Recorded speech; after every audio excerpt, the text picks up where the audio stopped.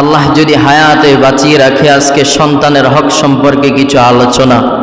আল্লাহ পাক আমাদেরকে কোরআন ও হাদিসের মধ্য থেকে কিছু আলোচনা শুনে এবং মানার জন্য তৌফিক দান করুক, সকলে বলি আমিন। আল্লাহু আকবার। সন্তান আল্লাহ তাআলার দেওয়া বড়ই একটা নেয়ামত। এই সন্তানকে দ্বীনের উপর চলা, দ্বীনের উপর চালানো, এটা যদি চালাইতে পারে তাহলেই দুনিয়া শান্তি এবং আখিরাতে মুক্তির ব্যবস্থা হবে। এজন্যই নিজের বংশকে যদি উজ্জ্বল করতে হয়, নিজের বংশকে যদি চাঙ্গা করতে হয়, মজবুত করতে হয়, ভালো বলে আখ্যায়িত করতে হয়, তাহলে সন্তানদেরকে মানুষের মতো মানুষ গড়ে দেওয়া। সন্তানদেরকে যদি মানুষের মতো মানুষ গড়ে তোলা যায়, তাহলে আপনি মরে যাওয়ার পরেও আপনার নাতি নাতিনের ঘরের ফুন্তি এভাবে যত মানুষ আসতেই থাকবে আর আপনার কথা স্মরণ করতেই থাকবে যে এই বংশটা আমার দাদা পরদাদা উনি এই বংশটাকে এইভাবে সাজাইয়া দিয়েছে। আপনার সুনাম খ্যাতি পুরো বংশের মধ্যে ছড়িয়ে পড়বে, সমাজের মধ্যে ছড়িয়ে পড়বে। তার দেখে দেখে একজনের দেখা দেখে আরেকজন করবে, আরেকজন দেখে দেখে আরেকজন করবে। এইভাবে করতে করতে আমাদের সমাজটা এক সময় আদর্শ সমাজ হিসেবে পরিণত হবে। এই জন্য মুসলমান ভাই, সন্তান আল্লাহর দেওয়া নেয়ামত। এ বান্দা, সন্তানদেরকে দ্বীনি ইলম শিক্ষা সম্পর্কে তাগিদ দাও। নবীর উম্মতের দল, সন্তানদেরকে মানুষ কিভাবে গড়াইতে হয় এই বিষয় নিয়ে সব সময় চিন্তা করো, ফিকির করো। আমার সন্তানটা যেই পথে চললে খারাপ হয়ে যাবে, ওই পথ থেকে সন্তানকে ফিরে আনা। সন্তান যদি বারবার গুনাহের কাজে যায়, সন্তানকে গুনাহের কাজ থেকে বিরত রাখা। ও সন্তানের বাপ, আপনাদের পায়ে হাত রেখে বলছি, সন্তানকে আদর্শ মানুষ হিসেবে তৈরি করিয়ে দেন। কারণ সন্তান বেশিরভাগ সময় মা বাবার কাছেই থাকে। মা বাবা যদি আদর্শবান হয়, মা বাবা যদি সন্তানকে আদর্শবান বানায়, ওই সন্তান বড় হয়ে আদর্শবান হয়ে যায়। এ বান্দা, এই কারণে আল্লাহ রাব্বুল আলামিন বলেন, হে দুনিয়ার মানুষ, কু আনফুসাকুম ওয়া আহলিকুম নারা। হে বান্দা, তুমি নিজেও জাহান্নামের আগুন থেকে বাঁচাও, তিনা তোমার পরিবারকেও জাহান্নামের আগুন থেকে বাঁচাও। এ বান্দা, আল্লাহর দেওয়া নেয়ামত সন্তান। সন্তান যার নাই সেই বুঝে সন্তানের কি মায়া। যার সন্তান নাই, বান্দা লক্ষ টাকা খরচ করিয়ে একটা সন্তানের মুখ দেখতে পারে না। আজ তুমি সন্তান আল্লাহ তোমাকে দিয়েছেন, ওই সন্তান যদি আদর্শবান না হয়, বড় হয়ে যদি মায়ের কথা না মানে, বড় হয়ে যদি বাবার কথা না মানে, এর চাইতে কপাল পোড়া সন্তান আর হতে পারে না।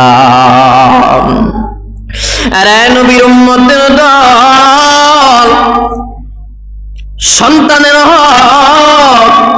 সন্তানের হকের মধ্যে এক নম্বর হক হলো দিনদার বিবি ঘরে আনা। কারণ আমার ঘরে যদি দিনদার বিবি হয়, সন্তানটাও দিনদারের আশা করা যায়। সন্তান বিবিটা যদি খারাপ হয়, সন্তানটাও খারাপের আশঙ্কা করা যায়। কারণ গাছ ভালো তো ফল ভালো, মায়ের থেকেই তো সন্তান আসবে, মায়ের থেকেই তো সন্তান আসবে। এই কারণে মাকে সিলেক্ট করতে হবে দিনদার, নেকওয়ালা, ঈমানওয়ালা মা। নবীর উম্মত, দিনদার, মুত্তাকি, আমলওয়ালা বিবি ঘরে আনেন। এই কারণে রাসূল বলেছেন, চারটা জিনিস দেখে তোমরা মেয়েদেরকে বিবাহ করো। এক নম্বর সম্পদ, দুই নম্বর সুন্দর, তিন নম্বর বংশ, চার নম্বরে দিনদার, মুত্তাকি, ঈমানওয়ালা, আমলওয়ালা। এ বান্দা, এই চারটার মধ্যে যদি বান্দা যদি সম্পদ কম হয়, সুন্দর কম হয়, তাতে কোনো সমস্যা নাই। কিন্তু নবীজি বলেছেন উম্মতের দল খবরদার, বংশ যদি খারাপ হয়, মেয়েটা যদি দিনদার না হয়, তাহলে তোমার জন্য কপাল খারাপ, কপাল খারাপ গো। ও সন্তানের বাপ, এই যুবক ভাই, যারা এখনো বিবাহ করো নাই, এখন থেকে নিয়ত করো তিনদার মুত্তাকি ঈমানওয়ালা আমলওয়ালা বিবি ঘরে আনবা। কারণ গাছ ভালো তো ফল ভালো, মা যদি ভালো হয় সন্তানটাও ভালো হবে। মা যদি নামাজি হয় সন্তানটাও নামাজি হবে। মা যদি কোরআন তেলাওয়াত করানো হয় সন্তানটাও কোরআন তেলাওয়াত করনেওয়ালা হবে, ঠিক কিনা? এ বান্দা, এই কারণে এই যে সন্তানের হকের মধ্যে 1 নম্বরে প্রথম নম্বর শর্ত হলো দিনদার বিবি ঘরে আনা। কারণ গাছটা যদি ভালো হয় গাছ থেকেই তো ফল আসবে, গাছটা যদি খারাপ হয় ফলটাও খারাপ হবে, আর গাছটা যদি ভালো হয় ফলটাও ভালো হওয়ার আশঙ্কা করা যায়, ঠিক কিনা? এই জন্য বাবাজিদেরকে বলবো, ও মুরব্বি ভাই, ও যুবক, দিনদার বিবির জন্য মালিকের কাছে দোয়া করো। মালিক, এমনি এমনিই তো ভালো কিছু পাওয়া সম্ভব না। ভালো কিছু যদি পাইতে চাও মালিকের কাছে বলতে হবে, মালিক একজন দিনদার মুত্তাকি ঈমানওয়ালা আমলওয়ালা বিবি আমাকে দান করো। এ বান্দা, আল্লাহর কাছে চাইতে হবে। কয় হুজুর, কিভাবে বুঝবো দিনদার মুত্তাকি ঈমানওয়ালা আমলওয়ালা? এ বান্দা, তুমি তো একদিনও আল্লাহর কাছে বলো না ভাই, হে আল্লাহ তুমি আমাকে দিনদার ঈমানওয়ালা আমলওয়ালা মুত্তাকি একজন বান্দি আমাকে কবুল করো। তুমি তো একদিন আল্লাহকে বলো না ভাই। যদি তুমি আল্লাহকে প্রতিদিন মুনাজাতের মধ্যে বলতা তাহলে আল্লাহ অবশ্যই দিনদার মুত্তাকি তোমার জন্য পাঠাইতো, ঠিক কিনা? এ বান্দা, তুমি যদি ভালো হও বিবিটাও ভালো হওয়ার আশঙ্কা করা যায় গো। হে মা, দিলের কানটা লাগায় বয়ানটা শুনেন। সন্তানকে যদি আদর্শবান বানাইতে চান, এ মা আপনি নিজে আদর্শবান হয়ে যান। সন্তানকে যদি নামাজি বানাইতে চান, এ মা আপনি নামাজ পড়ে পড়ে পড়ে সন্তানকে নামাজি বানান। আপনার দেখা দেখি সন্তান নামাজ পড়বে, আপনার দেখা দেখি সন্তান কোরআন তেলাওয়াত করবে। এই জন্য সাবধান সাবধান। 1 নম্বর হলো দিনদার বিবি ঘরে আনা। 2 নম্বর, সন্তান হওয়ার পর ডান কানে আযান, বাম কানে ইকামত। আজকে ডিজিটাল যুগ, সন্তান হইলেই তো হাসপাতাল নিয়ে যাওয়া হয়। সিজার হওয়ার পর ছেলে সন্তান যদি হয়, মিষ্টি নিয়ে সবাই হাই হুতাশ হয়ে যায়, আজানের কোনো খবর নাই। কিন্তু খবরদার খবরদার, ভালো করে শুনে নাও। নবীর সাহাবী আবু রাফি রাদিয়াল্লাহু তাআলা আনহু বলেন, নবীর নাতি হাসান যখন জন্মগ্রহণ করলেন, আল্লাহর নবী নিজে হাসানের কানে আজান দিয়ে দিলেন। আল্লাহর নবী নিজেই হাসানের কানে আজান দিলেন। আল্লাহর নবী নিজে হাসানের কানে আজান দিয়ে জানায় দেয়, উম্মতের দল সাবধান হয়ে যাও। সন্তান যদি বিমুষ্ট হয়, সন্তানের কানের মধ্যে প্রথমে আল্লাহর নামটা শুনে দাও। যদি সন্তানের কানে আল্লাহর নামটা শুনে না দাও, তাহলে এই কানটা শয়তানে দখল করে ফেলবে। এই কারণে শয়তান যেন দখল করতে না পারে, এই কারণে প্রথমেই সন্তানের কানে আওয়াজ দাও, আল্লাহু আকবার, আল্লাহু আকবার। আল্লাহ চাইতে বড় কেউ আজকেই তো সন্তানকে যখন সিজার করানো হয় সবাই মিষ্টি নিয়ে হাইউতাস হয়ে যায়, কিন্তু খবর নাই সন্তানের কানে আজান দেয় না। এ বান্দা চিন্তা করেন আজান কত গুরুত্বপূর্ণ একটা বিষয়, আপনারা তো জানেন না। প্রত্যেকটা নামাজের আজান আছে না নাই? 5 বেলার নামাজ জামাতের সহিত যেই নামাজগুলো আদায় করি এই নামাজগুলার আজান আছে না নাই? এখন চিন্তা করেন মাইয়েত মারা যাওয়ার পর আমরা সকলেই জামাতের সহিত নামাজ পড়ি কিনা? পড়ি কিনা? কিন্তু 5 বেলার নামাজ হয়, জামাতের সহিত নামাজ হয়, কিন্তু জানাজার নামাজটাও তো জানাজা জামাতের সাথে হয়। তাহলে ওই নামাজের আজান কখন হয়? বলে ওই নামাজের আজান হয় বান্দা যখন দুনিয়ার মধ্যে ভূমিষ্ঠ হয়, তারপর তো সাথে সাথে তাকে আজান দিয়ে স্মরণ করে দেওয়া হয়, খবরদার আজান হয়ে গেছে, এখন দুনিয়ার মধ্যে হাই হুতাশ করা যাবে না, আজান হয়ে গেছে, এখন নামাজের জন্য প্রস্তুতি হও। তাহলে বলেন তো মাসালার দিকে যদি লক্ষ্য করতে যাই, জন্ম হওয়ার পর যদি আজান কানে না দেওয়া হয় জানাজার নামাজ যে পড়ি, এই কারণে 2 নম্বর শর্ত, সন্তান দুনিয়ার মধ্যে ভূমিষ্ঠ হওয়ার পর আলেম ওলামাকে যদি নাও পাও, যে ব্যক্তি আজান দিতে পারে ইকামত দিতে পারে তাকে দিয়ে ডান কানে আজান বাম কানে ইকামত দেওয়া। বান্দা বড় গুরুত্বপূর্ণ একটা বিষয়। আজকে তো আগের যুগে এগুলা ছিল, ডিজিটাল যুগ হয়ে গেছে। হাসপাতালে নেওয়ার পর সিজার কইরা সোজা রুমে নিয়ে আসে, দাদি নানির কাছে নিয়ে আসে, আসার পর সবাই মিষ্টি বিতরণ করে, আনন্দ খুশি, কিন্তু আজানের কোনো খবর নাই।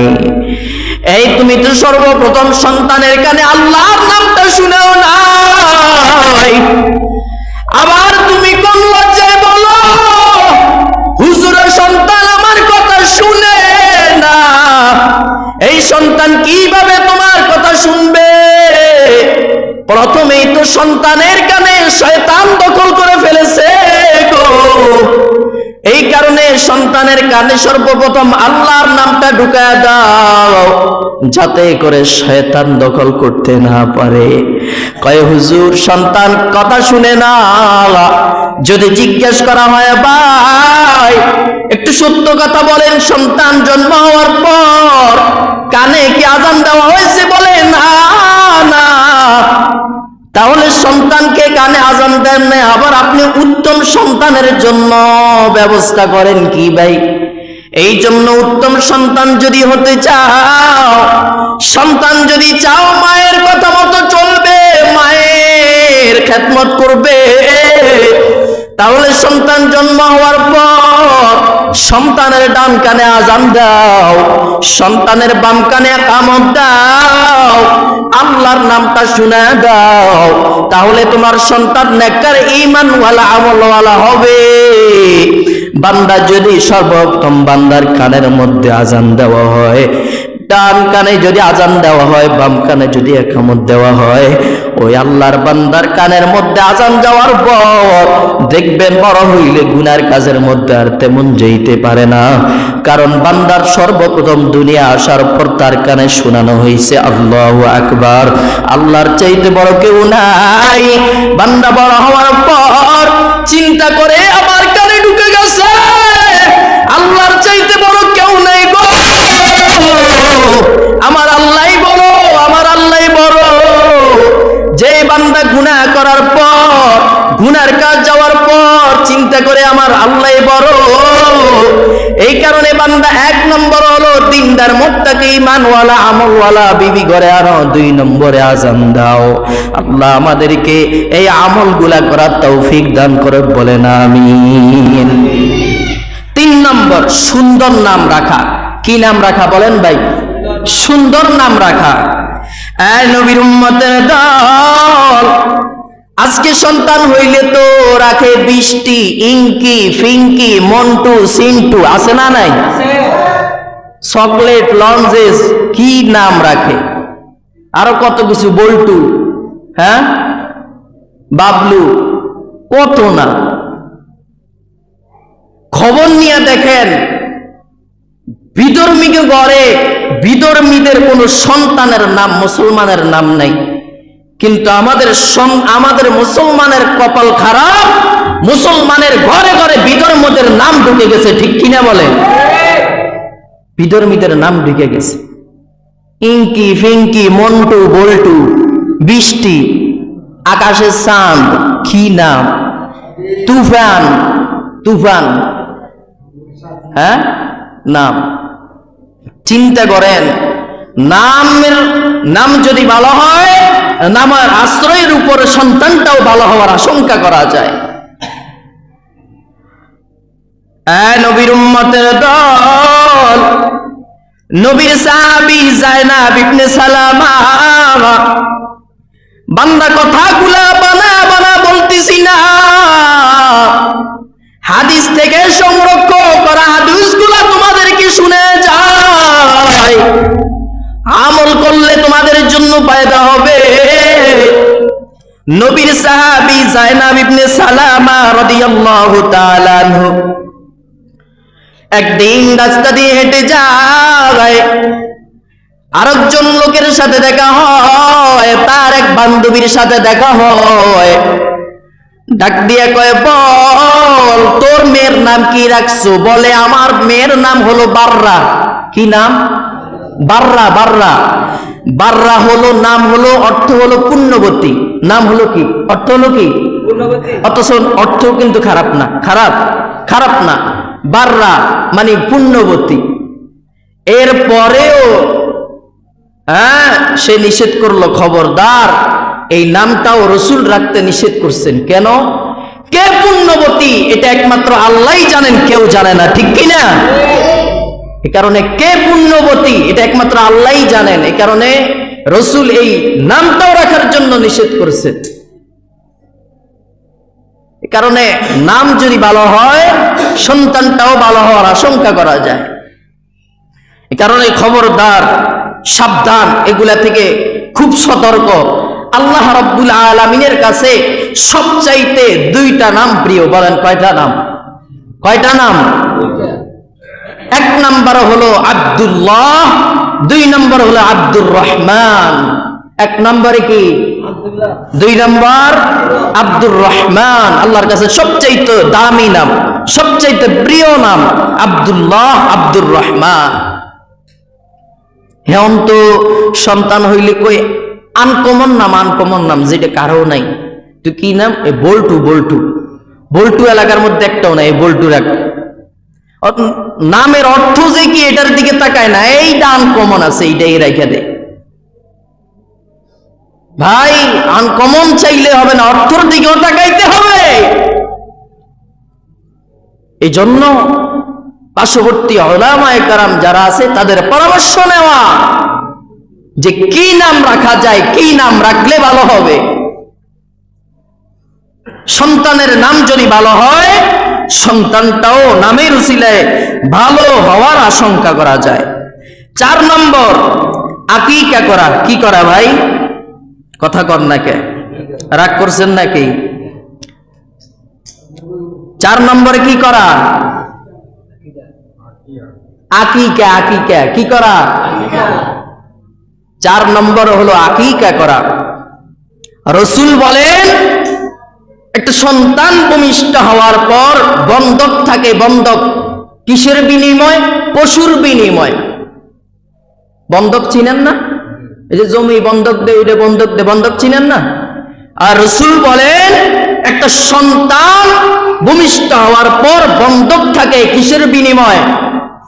বলেন কিসের বিনিময়? পশুর বিনিময়। পশুটা যখন 7 দিনের সময় আকিকা করা হয়, তাহলে বন্ধকটা কেটে যায়। আল্লাহ রাব্বুল আলামিন সমস্ত বিপদ থেকে সন্তানকে হেফাজত করেন। সুবহানাল্লাহ। এই কারণে আকিকা করা। এখন আরেকটা কথা কয়, আকিকার গোশত আমগো সমাজের মুরব্বিগো হাদিসের মধ্যে আছে আরে যে আকিকার গোশত সবাই খাইতে পারে না। আর হাদিস মানে কি? কথা। হাদিস মানে হইলো কথা আরে। আবার মনে করেন না যে হুজুরের মুরব্বিগোর লগে আর হাদিসের লগে মিলাইছে।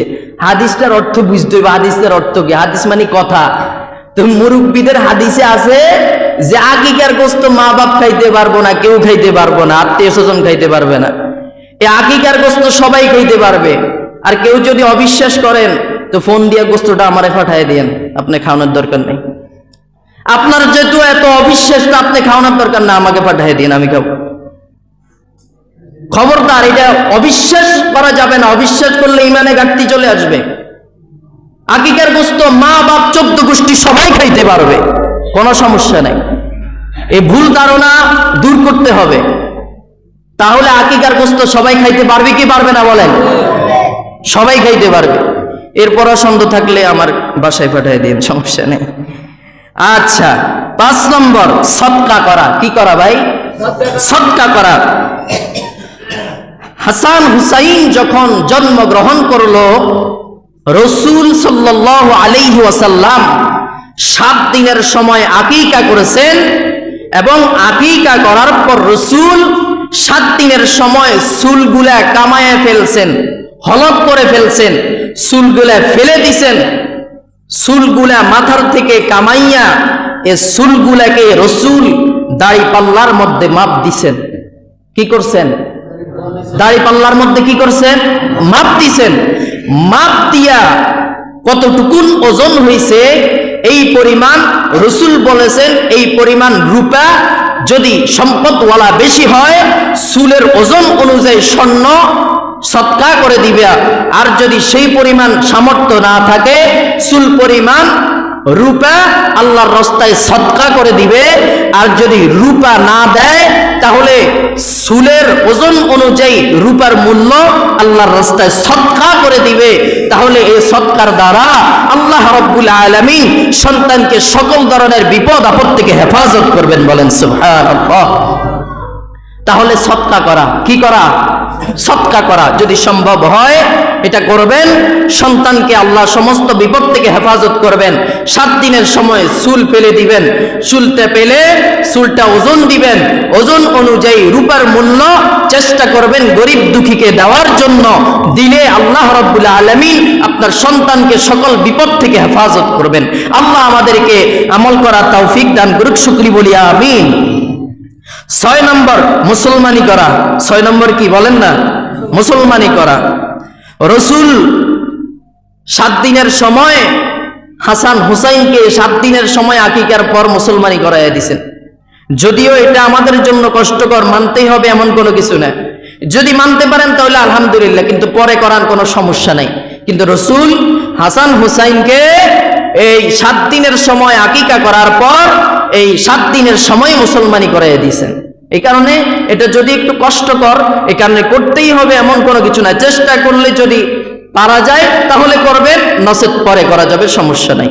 তাহলে 6 নম্বর মুসলমানি করা। 7 নম্বর সন্তানকে তাওহীদ শিক্ষা দেওয়া। কি শিক্ষা দেওয়া বলেন? তাওহীদ শিক্ষা দেওয়া। রাসূল আব্দুল্লাহ ইবনে আব্বাসকে বলেন, হে আব্বাস, সদা সর্বদাই আল্লাহকে স্মরণ করো, সদা সর্বদাই আল্লাহকে মনে রাখো, সদা সর্বদাই আল্লাহর কাছে সাহায্য চাও।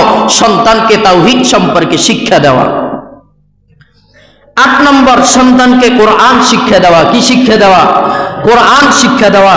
এখন তো আগে হয়তো মাদ্রাসা কম ছিল, মাদ্রাসা কম ছিল, মক্তবে ফলাফাইন বেশি ছিল। এখন হয়তো জায়গায় জায়গায় মাদ্রাসা হয়ে গেছে, যার কারণে এখন মক্তবে ফলাফাইন বেশি থাকে না, ওই মাদ্রাসার মধ্যে সকালবেলা মক্তব হয়। তো এখন কোরআন শিক্ষার ব্যবস্থা বহুত, আপনি মক্তবে চাইলেও পারেন, মাদ্রাসায়ও সকালবেলা মক্তব চালু। তো কোরআন শিক্ষার এখন ব্যবস্থা সব জায়গায় হয়ে গেছে। তাহলে সন্তানকে 8 নম্বর কোরআন শিক্ষা দেওয়া। 9 নম্বর সন্তানকে সালাত শিক্ষা দেওয়া। কি শিক্ষা দেওয়া বলেন? রাসূল বলেছেন, হে উম্মতেরা, সন্তানের যখন 7 বছর হবে, কয় বছর? 7 বছর হইলে সন্তানকে নামাজের আদেশ দাও।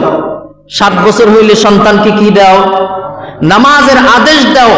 আর যখন সন্তানের 10 বছর হবে তখন সন্তানের জন্য শাসন করো, নামাজের জন্য শাসন করো। নামাজের জন্য কি করো? শাসন করো। তবে শাসন করতে গিয়ে এমন উগ্রভাবে শাসন করা যাবে না যেন সন্তানের একেবারে ক্ষতি হয়। ভাই, সকলেরই সন্তান, এদিকে লক্ষ্য রাখতে হবে। এখন আপনি যদি মনে করেন অমুক সন্তানটা দুষ্টেমি করলো কা, অমুক সন্তানটা নামাজ পড়লো কা, ইচ্ছে তরফে ফিডেন।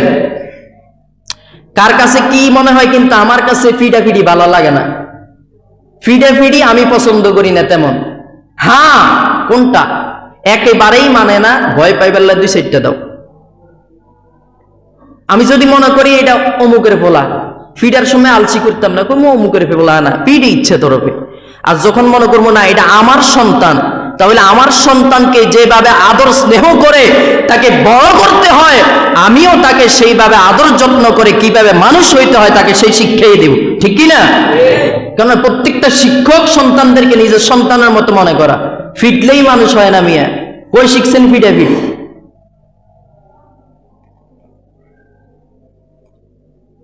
কঠিন ফিডাফিডির পক্ষে আমি নয়। সন্তানকে বুঝান, বুঝান সন্তানকে। ওই যে আরবের আস-সাবাকা পত্রিকায়, আরবের একটা পত্রিকা আছে আস-সাবাকা পত্রিকা, সেই পত্রিকার মধ্যে একবার নিউজ আসছে, সন্তান খেলা করতে গিয়ে বল গিয়ে কাছের জানালার মধ্যে পড়লো, জানালা ভেঙে গেল। বাবা একটা লাঠি দিয়া হাতের মধ্যে 2টা এমন জোরে জোরে আঘাত করেছে। পরের দিন সকালবেলা মা দেখে সন্তানের হাত ফুলে গেছে, লাল হয়ে গেছে। ডাক্তার কাছে নিয়ে গেছে, কি ব্যাপার, সন্তানের হাত ফুলে গেছে, এভাবে বিষে জর্জরিত হয়ে যাইতেছে, ব্যাপার কি? ডাক্তাররা পরীক্ষা নিরীক্ষা করে রিপোর্ট দিল, যে লাঠিটার মধ্যে আপনি বাড়ি দিছেন সেই লাঠিটার মধ্যে বিষ ছিল, সেই বিষের আক্রমণ তার শরীরের মধ্যে ঢুকে গেছে। এখন তার 2টা হাতে কেটে দেওয়া লাগবে, যদি এখন না কাটেন বাড়বে, পরে পুরো হাত কেটে দেওয়া লাগবে, তাও যদি অপারেশন না করেন পুরো শরীরটাই নষ্ট হয়ে যাবে। মা বাবা বলল ঠিক আছে, 2টা হাতের কবজি কেটে ফেলেন। পরের দিন সন্তানের যখন জ্ঞান ফিরল, সন্তান বলল, বাবা দেখা 2টা মায়ের জন্য আজকে আমার হাত ফাড়ায় ফেলতে হয়েছে, এখন তুমি আমার হাত দাও। বাবা এই কষ্ট সহ্য করতে না পেরে হাসপাতালের ছাদের উপরে উঠে লাফ দিয়ে আত্মহত্যা করে মেরে ফেলছে। বাবা নিজেই দুঃখ জমা করতে না পেরে আত্মহত্যা করে বাবা নিজেই মরে গেছে। এই কারণে সন্তানকে অতিরিক্ত আঘাত করা যাবে না, যেটা দরকার নিয়মিত। আমরা যখন ছোট ছিলাম খেয়াল আছে, আমার মা সব সময় যে কয়েকটা শলা দিয়ে একটা ইয়া বানাইতো, আমাদেরকে শলা দিয়ে মারতো। কেন? শলা দিয়ে মারলে একেবারে জখমটা অতিরিক্ত হয় না, উপর দিয়ে একটু আঘাত লাগে কিন্তু ভিতরে জখমটা যায় না। আর হাতের আঘাত, হাত দিয়ে যদি আঘাত করেন, ফিট বেড়ে একটা দেন, বুক পর্যন্ত আঘাত আসবে, বুক বেড়ে এক মারেন, ফিট পর্যন্ত আঘাত যাবে। এ কারণে আমার মা দেখতাম ছোটবেলা আমাদেরকে একটা শলার মোটা বানায় রাখতো, শলা দিয়ে পিটতো। তাহলে শলা দিয়ে পিটলে উপরে আঘাত উপরেই থাকতো, কিন্তু ভিতরের আঘাতটা যাইতো না, যার কারণে কঠিন সমস্যা হইতো না। এ কারণে তাহলে আসেন কি বলছি, সন্তানকে সালাত শিক্ষা দেওয়া 9 নম্বর। তাহলে রাসূল বলেছেন 7 নম্বর হইলে তাদেরকে সালাতের জন্য আদেশ দাও। 10 নম্বর হইলে যদি তারা 10 বছর যদি হয়ে যায় তখন তোমরা সালাতের জন্য তাদেরকে শাসন করো, তারপর সালাত বাদ দেওয়া যাবে না। এটা হলো 9 নম্বর। 10 নম্বর সন্তানকে আদব শিক্ষা দেওয়া, কিভাবে মুরব্বীদের সাথে চলতে হয়, কিভাবে উস্তাদদের সাথে ব্যবহার করতে হয়, কিভাবে মা বাবার সাথে ব্যবহার করতে হয়, সন্তানকে আদব শিক্ষা দেওয়া। 11 নম্বর সন্তানকে মহব্বত করা।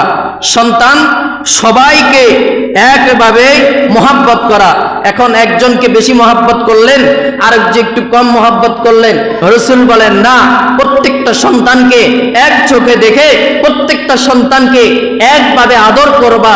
আজকে তো সমাজে দেখা যায় আজকের মা বাপ, কিছু কিছু মা বাপগুলো এমন স্বার্থপর হয়ে গেছে, সন্তান থাকে ইটালি, আরেক সন্তান দেশের মধ্যে কামাই রুজি করে। ইটালির সন্তানকে পারে না যে কলজা কাইটা দিত, আর দেশের সন্তানকে কোন রকম বর্তা দিয়ে বাদ দিত। এরকম স্বার্থপর মা বাপ, কিছু কিছু স্বার্থপর মা বাপ আছে না নাই?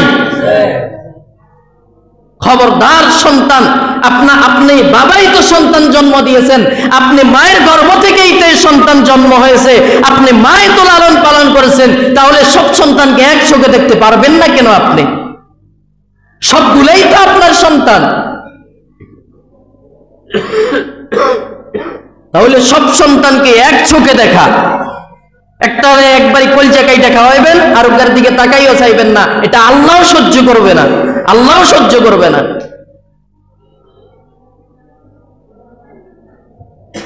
সন্তান আল্লাহর দেওয়া নেয়ামত, সন্তানদেরকে মহাব্বত করেন, সব সন্তানকে এক চোখে দেখেন।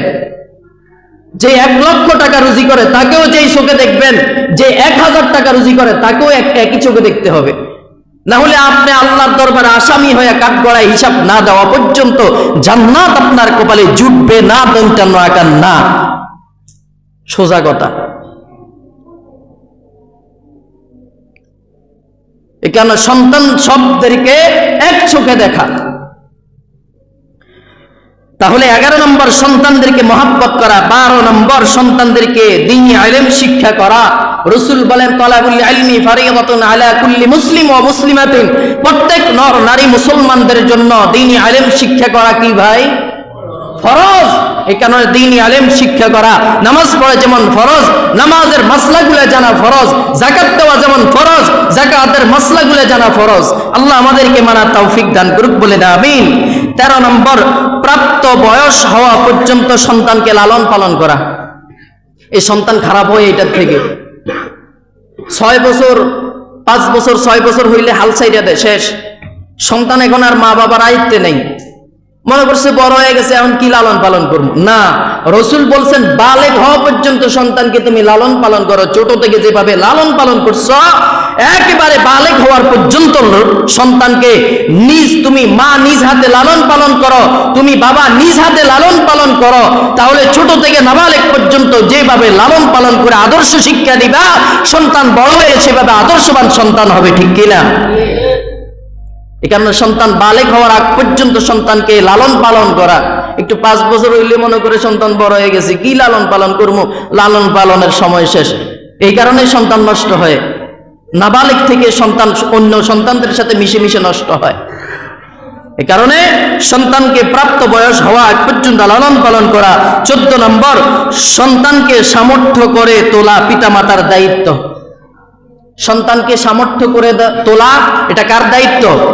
পিতামাতার দায়িত্ব।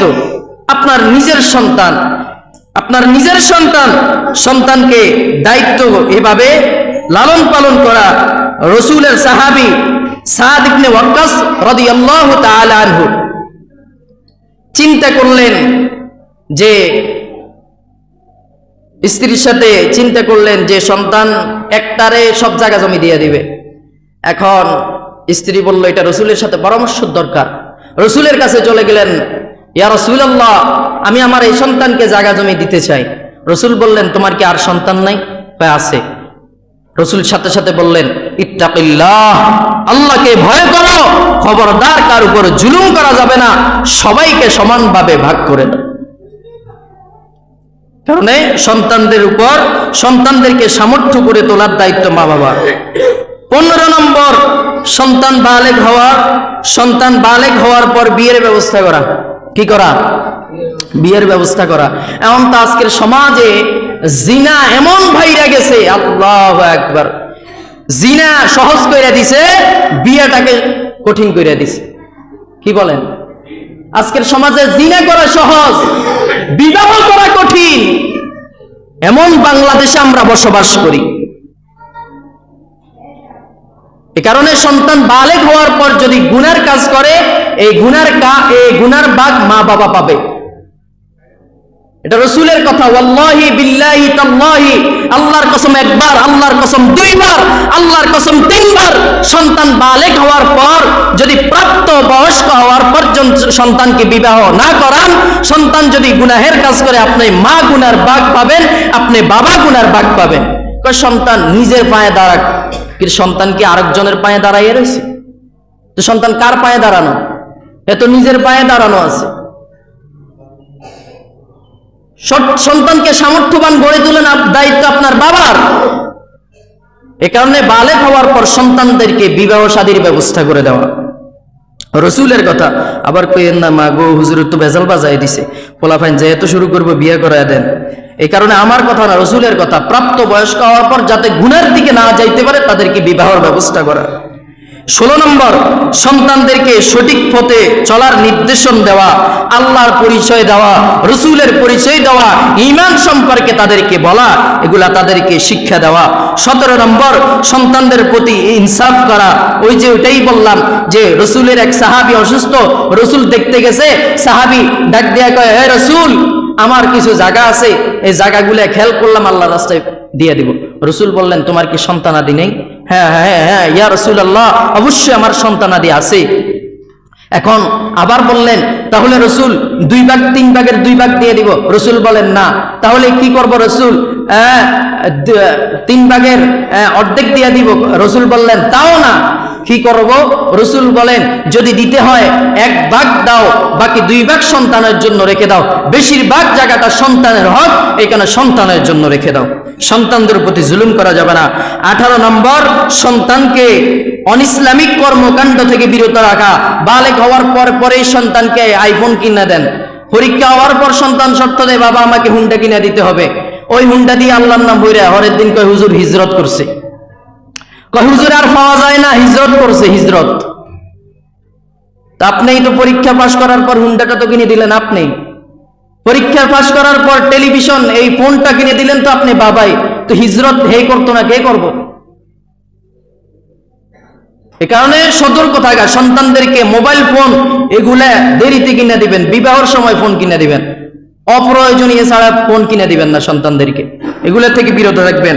19 নম্বর, শেষ নম্বর, সন্তানদের জন্য দোয়া করা। কি করা? সন্তানের জন্য দোয়া করা। আল্লাহ রাব্বুল আলামিন আমাদের সকলকে এই 19টা হক বললাম, এই 19টা হক মেনে আমাদের সন্তানদেরকে আদর্শ মানুষ হিসেবে গড়ার তৌফিক দান করুক। সকলে বলি আমিন।